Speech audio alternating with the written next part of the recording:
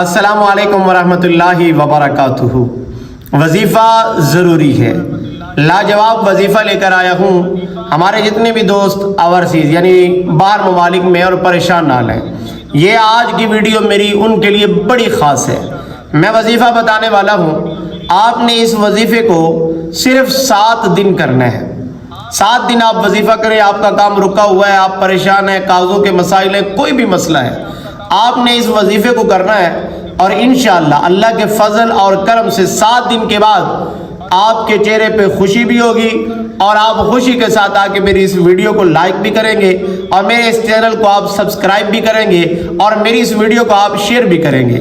میں آپ کو وظیفہ بتا رہا ہوں، صرف آپ نے 7 دن کرنا ہے۔ کرنا کیا ہے جی؟ سب سے پہلے آپ نے اول آخر درود شریف 11 مرتبہ پڑھنا ہے۔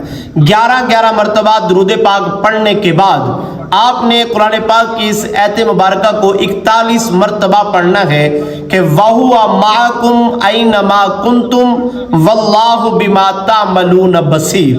آپ نے اس آیت مبارکہ کو 41 مرتبہ پڑھنا ہے۔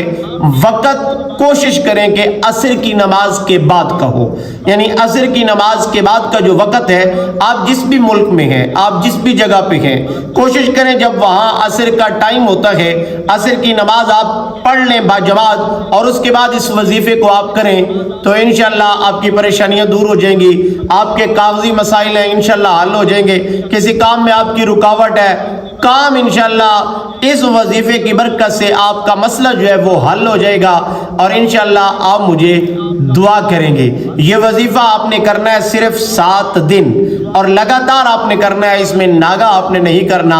اول آخر درود شریف آپ نے ضرور پڑھنا ہے۔ دعا انشاءاللہ مجھے دیجیے گا اور دعاؤں میں مجھے یاد بھی رکھیے گا۔